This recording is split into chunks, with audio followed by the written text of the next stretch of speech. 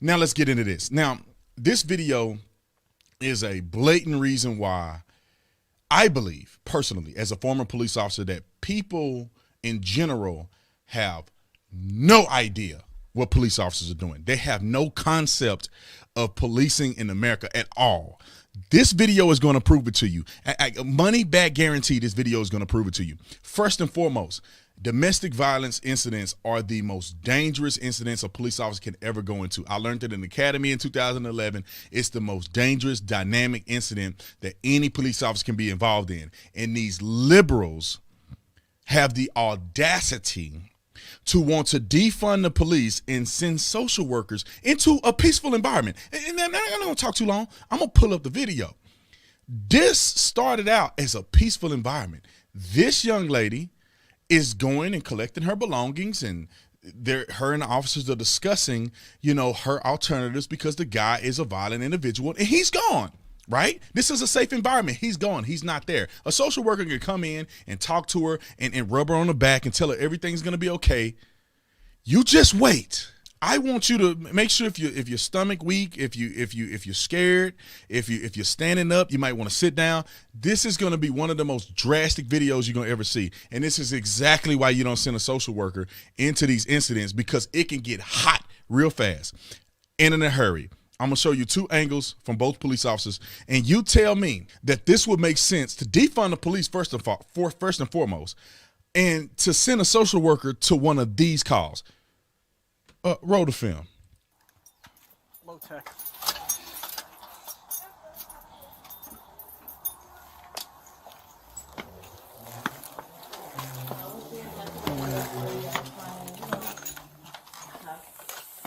You said you didn't see his car out front? No. No. But I've been to so many incidents like this. It's not funny. the firearm is definitely not in this home. We have the safe upstairs, so I don't know if it's in. See, and this is from the other police officer. They're doing pretty good. One is clearing, one is standing at the front. They're making sure the guy's not in there, right? Social worker would be doing the same. They wouldn't be making sure nobody's in there. They'd be sitting here waiting. Look at how quickly things can escalate.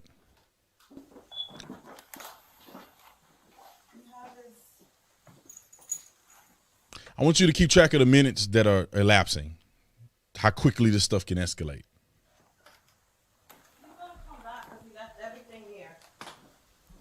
She said he's going to come back because he left everything here. He's gonna be back because he left everything. Everything. Well, do you want to pack up and go to your sister's now while we're still here? The kids is in the middle of school. Well, if you can get a locksmith here within, as soon as possible, that's a good idea. Or going, where is your Put your seatbelts on. Oh, he's coming. That's him. He's coming. That's him. He's coming.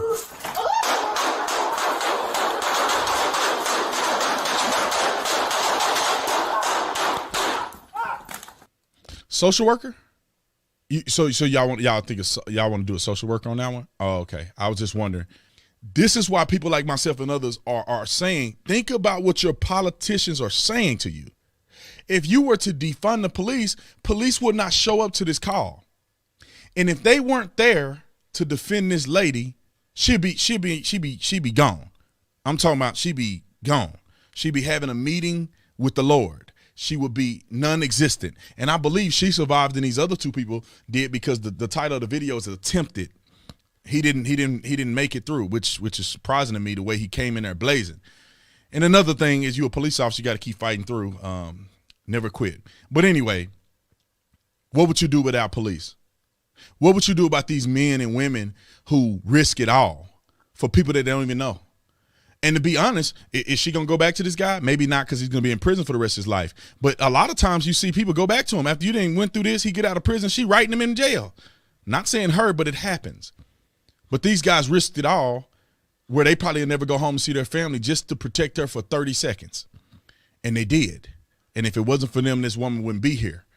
And that guy would have came through the house acting, cutting up. But I want people to, the reason I played this video, because I want people to see the real nitty gritty of what's going on. But this is a lesson learned, and for you to have information to know that stuff can hit the fan at any minute. That's why you need to tell a police officer, thank you for your service, and give them some respect, because they go through this stuff on a day-to-day basis. Good morning, folks. This is Terry Trueblood, Chair of Trustees for the Illinois Fraternal Order of Police. And today on our Facts Matters show, we have with us Saul Ennis. You're going to have to help me with that last. Isaac. Yeah, perfect. See, I knew you That's it. I would. All right. And you're a certified domestic violence Professional. professional. Okay, great. And we're going to talk about some of the effects of the former House Bill 3653. It's now a public act. Governor signed it into effect. And police and all of your folks interact pretty regularly out on the street with, domestic violence issues. And for police, we teach them right from the get-go in academy. It's one of the most dangerous things you can go into. And clearly, a lot of the professionals are being asked to accompany police. A lot of times they've been going on their own, obviously, for years. But this is a serious situation. So I'll let you kind of introduce yourself anymore, and then kind of we'll jump into the topic matter so people can follow what we're talking about. Sure. And Terry, I want to thank you so much for this opportunity. And what I would like to say is, just before I even get started, for all of the police officers out there, the sheriffs, everyone who helps us make sure that, victims are safe, families are safer, and helping us making sure to help communities and families and individuals in domestic violence, just our hats are off to you. We understand the importance of your work, and we honor your work, and thank you. Yeah. So, yes, I'm a certified domestic violence professional. I also have worked in shelters where domestic violence victims come to when they are fleeing domestic violence. We've had men in the shelters, we've had women, children, of course. And I've been a teacher, a facilitator for partner abuse intervention programs. So I have worked with people who have been abused and people who are being abusive. So my heart goes out to all of these people, okay, because they're all experiencing some type of trauma. Absolutely. We see it every day. You see it every day. And I think that is, I think, as we've talked, that, some of the disconnect is we do see it, you do see it, but some of the policymakers do not see it, and I always say, until something crawls right up on your doorstep and you go, how'd this get here? That's really when the reality hits. So as it relates to this new public act, what major concerns do you guys have that hopefully we can help address? Okay. Well, what I will say too is whenever you hear about this act in the news, the first thing that comes up is the bail, right? Bail, bond, that type of stuff. And there's so much more to the act, but let's address that first. Sure. Okay. Now, one of the things that I initially thought, the moment I saw it, it's just a knee-jerk reaction. I'm like, oh my goodness, what do you mean that, you're going to remove the bail? And so now, of course, there's a fairness element to that for people who can afford to get out of jail and people who can't afford just sitting there. I don't want that any more than the next person who cares about people does. However, when I thought about abuser typologies, I was also thinking like, okay, so now you're going to remove possibly one of the deterrents. Yeah, because there's a whole science behind this that people need to understand. People have studied and studied and studied and looked at many case studies to develop what you're talking about, and that is one of the deterrents. Correct? It is. Yes. Right.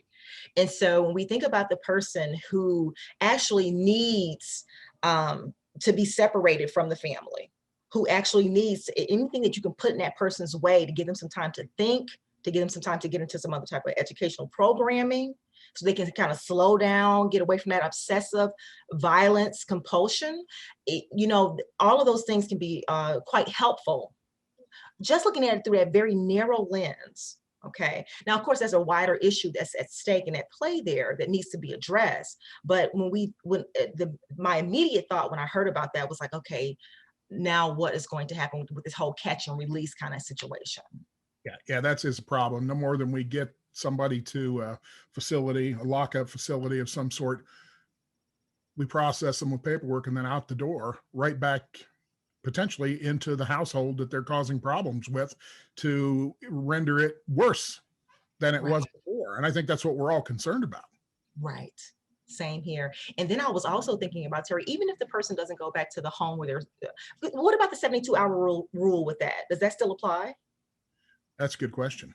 Okay. 100 Okay. pages. I haven't had a chance to read all of them. I'm trying to get through it, you know, a little bit at a time, but trying to hit the highlights. But I'm not 100% sure on that one. Yeah, and it's not easy. It's not easy reading. I mean, that's some difficult reading there. Those sentence structures. I mean, Yeah, it's not. you Not need at your all. Wheaties for those. Yes, absolutely. So, okay. So what the other thing that I was concerned about was this. Okay, so by the time someone becomes like abusive to the point where the police are being called, they have other problematic relationships in the family. They've also become pretty stubborn in some instances. So even if I don't go back to the house where my wife and kids are, or my husband and kids are, I end up going to my elderly parents' home. Right. Okay, now I'm a problem there. Yes. Okay, and even if I'm there and I'm not being abusive necessarily, I'm still bringing all of those problems, that energy with me. Yes. And so just the ripple effect of these types of situations where people don't have anywhere to go, they haven't quite calmed down yet. And then the message that's been sent out that, the consequences have been decreased. Yeah. What does that mean? It emboldens criminals. Right. Exactly. Right. They'll learn this very quickly, probably quicker than we will. Well, I can go in and, beat the heck out of my wife, and then they take me and write my name down, let me go. I come back and make it worse. And you're right. Sometimes they'll have to go to other family members because there's no other place for them to go. And, alcohol, drugs, all those typical things, mental disorders, those are all things that we all have to you all deal with it. And certainly the police do. Although, like I have said before, the parents have had the kids for 18 years or more and wasn't resolved. Teachers had them 7-8 hours a day and wasn't resolved, but the police get there for that 5 minutes and we're supposed to do some kind of psychological band-aid or first aid on them and fix it all. And now we're going to be partnering with a lot of folks in your profession. It looks like that's the reimagining system. And maybe that'll work, maybe it won't, but I certainly do believe that, some violence could come from unarmed professionals trying to do their jobs. And sometimes that's not the right location to sit and try to psychologically evaluate somebody. Plus, they don't want to listen. They're not there to listen. You can lead a horse to water, as you know, in mental health. That doesn't mean they're going to drink. They got to want to get better. And that's not necessarily the case when they're in the heat of the moment, under the influence of whatever, so I'll let you take off on that because you're doing it every day. Yeah. And Terry, I'm so glad you mentioned substance abuse, because I think it was like out of all of the cases that we've seen, 60 to 75% of them, a substance was involved. Yes. Namely alcohol. Okay. And so even once that wears off, they're still under the influence of a powerful emotion. Yes. I'm feeling angry. I'm feeling rejected. I feel like everybody's turned their back on me. Okay. And so now you have to make sure that that person is emotionally stable enough so that they can hear, because some instances they can't hear because they've got all this going on. Yeah, you're exactly right. And I'm glad you brought that up because I know from a police perspective, when we get there, they are not listening to anybody by the time we get there. They've already went through all of those phases before we ever get the 911 call and have to show up. They're not listening. And so it becomes a point of, you can try your psychological first aid, so to speak, right there. But, and people do, we try to talk them down and all that. Nobody wants to have to take them to jail. It's a lot of paperwork. And plus it's not really effective. They need to be in a facility or with a counselor that can actually help them. At least know that, but we have little choice in the matter, as that respect. So, this is problematic. There's no doubt about it. Right. And Terry, I'm glad you mentioned that too, because when we look at the research, now for some people, once the police are called, they're like, okay, wait a minute, they snap out of it. Other people, once they get arrested, they snap out of it. Then there are others. Time and time again, nothing deters these people in terms of, being arrested or what have you. So it's like, okay, now how do we reason with you? Which program do you need? But in the meantime, we must keep the family and the community safe, because you're out of control right now. That's right. And that's Yeah. part of our job, to keep the community safe. Mhm. And, there's a lot of facets to that, whether that's the fireman putting out the fire, taking the guy in who's beating his wife, or, the drunk on the street who's poking tires with a knife. I mean, there's a lot of aspects to public safety, and it Sure. takes a lot of tools and a lot of people. Now, I saw where the governor made some mention that we were going to get funding for some of this. I've never seen it. I don't know where you guys are at, if you got funding coming in or you don't, or if that's all smoke and mirrors. Well, in terms of funding, I really cannot speak on that particular issue, Mhm. because a lot of the work that I'm involved in is educating professionals. Right. And so I haven't necessarily seen those budgets, but I will say that even before the bill was enacted, there was always a challenge there just to do the things that we were doing before. Okay. Right. And so now, who knows what that will look like, how that will play out in the end. I'm not quite sure either. Right. Well, we're looking, obviously, this classic term, defund the police, and the many ramifications that's got is incredible. People think of, just a policeman in a squad car. Well, what about the detective that's doing homicides? What about the people that are, doing rapes and burglaries and these sorts of things? Those things are going to go to the wayside if you don't have enough people. And I think they wanted to transfer that money to who knows where, but I think mental health was one of the areas. I mean, from a police perspective, if we had places to take people that would be helpful to them, and that was an option, that would probably be great, because, sitting somebody who's mentally ill in a jail cell, other than the cooling off period, which has now been, as you said, removed for all practical purposes because of the bail, catch and release kind of situation. We don't have a lot of options. And that's not something the police did. It's just the way society evolved over time. Yeah. And Terry, one place where I've gotten a lot of really good research about community policing, and then also community measures to prevent domestic violence, is from the National Network for Safe Communities. Okay. They've done a lot of really great research. And what they also do is evaluate programs at that level. So to see how effective they are, and looking at, was there any type of meaningful statistical difference between, before this program began and after it became, active.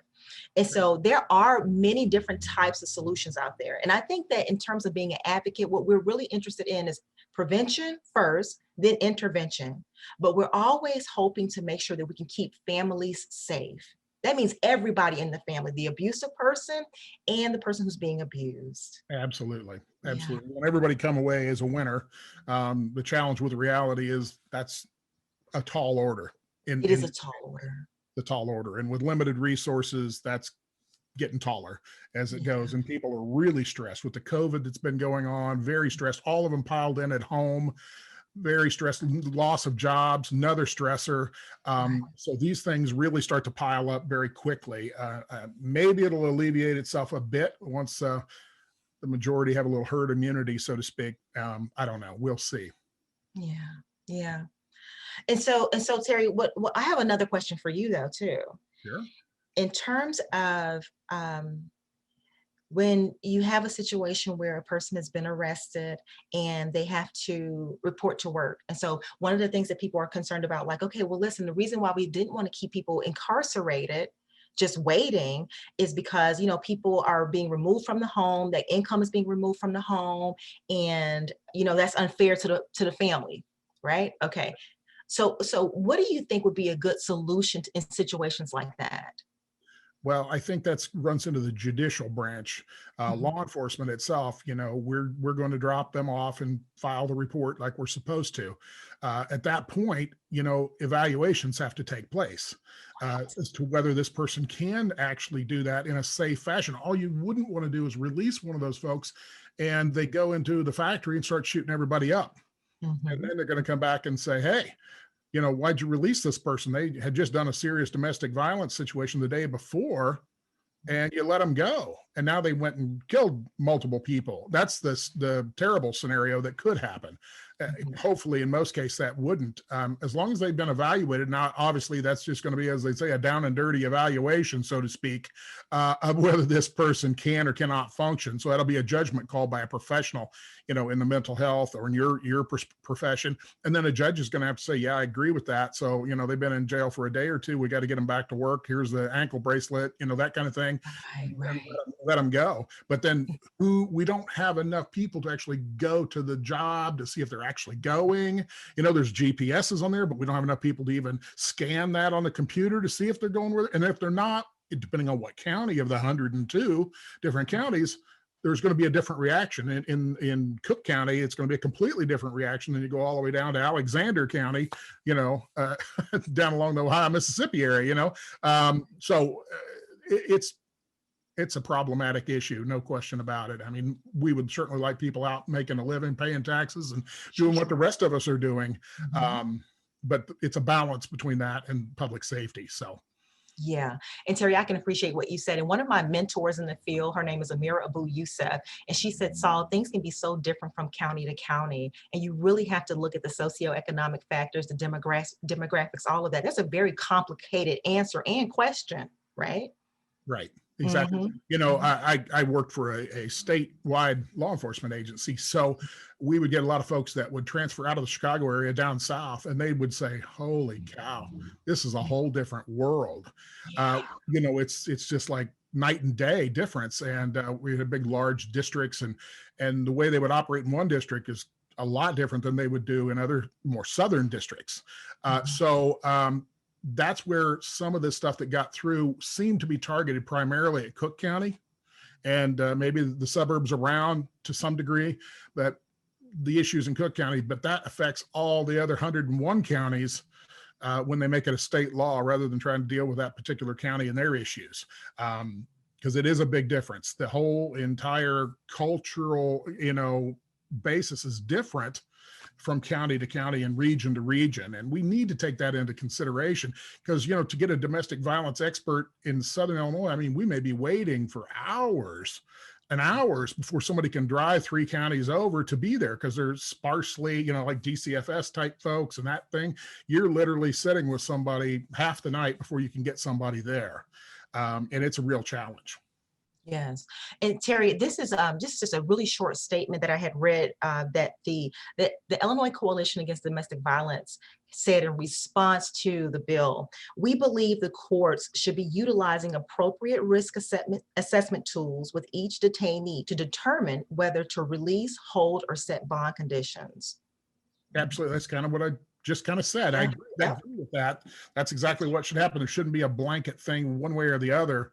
It just can't be because some people it's a one night deal that they're perfectly fine the next day. And they do need counseling very likely, but it's a real challenge. No question about it. But we in this state tend to take a big swipe at all of it in one fell swoop. So absolutely. Absolutely. And so one of the things that I'm always concerned about, and I've heard many lawmakers say this, does the judge have any type of discretion? It's almost impossible to assess dangerousness sometimes. Okay, we can assess lethality in many instances based on someone's previous history. However, in this moment, where are they in their cycle? Right. Okay.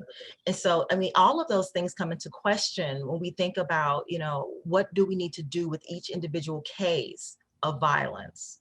Yeah, absolutely. And if there's mental disorders, the sometimes misdiagnosis of mental disorders, what's a bipolar situation is not really a bipolar situation, that kind of thing, that can be a real challenge. And if the judge is looking at papers saying they have this, well, that's all they can really base it on unless some new evidence comes forward. So I think it is a real challenge for the judges to actually make that assessment. But the way the law works, that seems to be that's where it needs to be. And the rest of us are, in the process. That's all we're doing. Right. Yeah. Right. So if you were to wave a magic wand and you get to alter this law, especially as it relates to the cash bail or the lack of it, what would you guys want to see happen there? Okay, I can speak as one lone domestic violence advocate. What I would really like to see, if there was like a division on a huge scale with these, county jails, if there was something like a halfway house section. So if there is someone, first, anybody, in terms of it, if you're rich, if you're poor, but you've committed a crime. Okay, you must repair this situation. You're going to need some education in terms of figuring out how to resolve conflict peacefully. But we still want you to go to work. We still want you to, be able to benefit and also contribute to your community. But you're going to be here with us at night. Exactly. Okay, until the family figures out, okay, now what's the best place, what's the best living situation for all of us so that we can all stay safe. You get what you need, the community gets what it needs, and then but you're also able to go to work and, be a human person without losing everything, and without your family losing everything. Sure. So if I had a magic wand, it would be something along those lines. Yeah, fantastic. Well, that sounds good. I mean, I wish there was more facilities that were appropriate. I mean, granted, if they committed a crime, they're going to have some repercussion, and this tends to take that away. But there's got to be some repercussions that evening for the crime, that night, the next day, till you get in front of a judge. That's just the way it is. Don't do the crime. You don't have to do the time. That's, an old adage. There's some truth to that. And so I think people need to definitely be, put into a facility to get detoxed to some degree, to get their senses about them, that cooling off period, if you will. And then once sobered up to the level that they could sit in front of a judge, and the judge could look at their history, because that's going to take, but remember, it's going to take a ton of manpower, a lot of state's attorneys information, a lot of additional police, and certainly domestic violence folks to come up with the paperwork all of a sudden instantaneously within 24 hours or 48 hours to get in front of a judge. That's going to take, and there's got to be money for this. I mean, a lot of these ideas are great, I suppose, in certain ways. A lot of them are going about it back asswards, as I would say down south. But there's a lot of money that's got to be flooded into it. And I didn't see that in the bill. I don't know if you did, but I certainly didn't see money coming in to help us. Right. And I would have loved to have seen a bill that was like, okay, so what we're going to do, we're seeing here's the need, here's the issue, and we're going to start putting some money toward the solutions for that issue. Yeah. And this is how we're going to redirect the bill money. Right. That would be good. And of course, everybody's got their hand out for something. They've all got their projects that are critical to them. I understand the balancing act, but this is pretty challenging. It's almost like doing a tightrope without a net.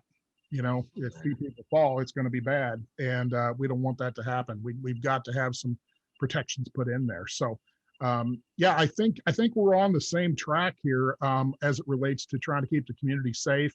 We interact with your folks all the time, and vice versa. And we all have the same issues here. We got to get people off the street that are a danger to themselves and others. This law doesn't appear to me to do that very effectively, if at all.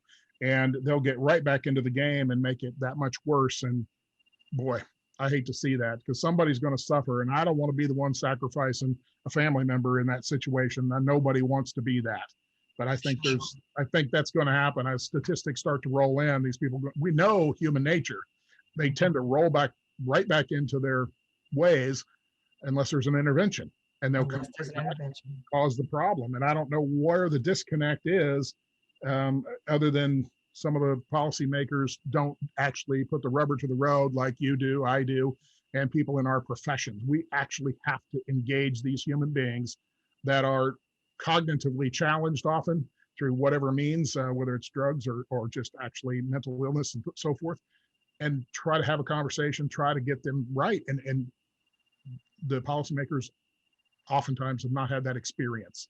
So the realities are far, far away from what this law appears to portray. And Terry, you know what? A lot of the people that I've come into contact with who have been abusive, their only impairment was something that was, temporary, because maybe they were intoxicated. And there were many people who were sober when they did what they did. But my point of saying that is this: people don't always understand how to resolve conflict. and they don't know how to deal with the feelings that are caused when conflict is happening. And so they end up responding physically, verbally, in an abusive manner. If they can have that intervention like you were talking about, and that's a large majority of it. It's so many people, it's very few people who I've seen who have been abusive who are actually, you know, either had some type of cognitive illness of some kind that was longstanding or chronic. These are just regular old people who are getting into fights with their loved ones and do not know how to de-escalate. That's for right. the most part. Right. Right. And, you know, that de-escalation is a little word they're throwing around a lot. Police officers have been taught de-escalation for years, decades, in fact, various de-escalation techniques, because, you know, everything from what we call verbal judo, that's out there, so that we can try to calm things down. So I know they want us to get more training in it, but I will say that you get a lot of experience in verbal judo when you're out there through year after year. And of course, you get it in the academy, and you get it in services already. You know, it's just like the chokeholds. They said they wanted us to get rid of the chokeholds. Well, we did in 2015. We're just redoing it again. The FOP was big in removing the chokeholds because we never used them. We knew science-wise it wasn't the best way to go. So there's a lot of repetition in this bill, as I see, and that we've already addressed. But since we were left completely out of the mix, and I assume you guys were too, it was just handed down upon us. And we knew something was coming, but it was a bit of a mystery. And we couldn't get a handle on a lot of it. And we certainly weren't involved. I don't care what anybody says. I remember one of the players that tends to be in a lot of the police conferences, you know, he went to one, but they had him muted. He couldn't talk. So, you know, and even this task force they've got coming up, taking away qualified immunity for police. We got one person, I think there's like a dozen more or something, a large number of other folks that have nothing to do with law enforcement, going to make that decision of whether qualified immunity goes away or stays. And I don't know how you're going to keep people in the profession. It's just, you'd be a fool to work in it, in my opinion. So, but it is what it is right now. So we'll hope calm our minds and, you know, people reflect on this and start to clean some of that up, because you can't throw a 700+ page bill in the wee hours, a half an hour before the General Assembly gets out of office and expect that to be right. You know, there's going to be all kinds of cleanup that needs to take place. And for some places that have had similar bills in place, like New York, New Jersey, Texas, a year later, they do talk about like, okay, well, wait a minute, you know, we need to go back and amend a few things, right? Right. And so I think Governor Cuomo, he had said something, not in the too recent past, okay, but he had said something like, okay, you know what, we do need to go back and tweak this because we're seeing that maybe this wasn't the best decision. Right, exactly. Yeah. And we should learn from that because it's already been tried in other states and it's not been very effective. And, you know, well, the people will scream. I mean, that's what's going to happen. It'll be your citizens out there screaming, hey, this is not working. And then the politicians are going to have to react. That's the nature of it. So, but, you know, I think this was an extremely interesting topic. I think that for our police officers that are listening and the citizens that would be listening, I think they learned a lot today. I really do. And I really appreciate yourself coming on and explaining from your perspective, you know, how all this, you know, is going to lay out and what we think the crystal ball is showing us, you know, for the future. Yeah. And Terry, I mean, I just hope the best for our state and of course, all the citizens here, and that, you know, whatever we do, even if we, you know, going through this and figuring out, okay, now what's the damages here? But, you know, just making sure we get right back in there with some solutions and just keep trying to do things in a better way. Yeah, the world's not over. We got time to change some things before a lot of it is implemented. Not a lot of time, but we've got some time. You know, and so we'll all try together to do that. If everybody would just calm down, relax a little bit, take a big deep breath, they're going to find out they have a whole lot more in common than they have, you know, apart from one another. So I hope that is actually what happens. So anyway, well, thanks for being on, and for the listeners out there, this is another Facts Matters Moments. So we'll see you next time. Thank you.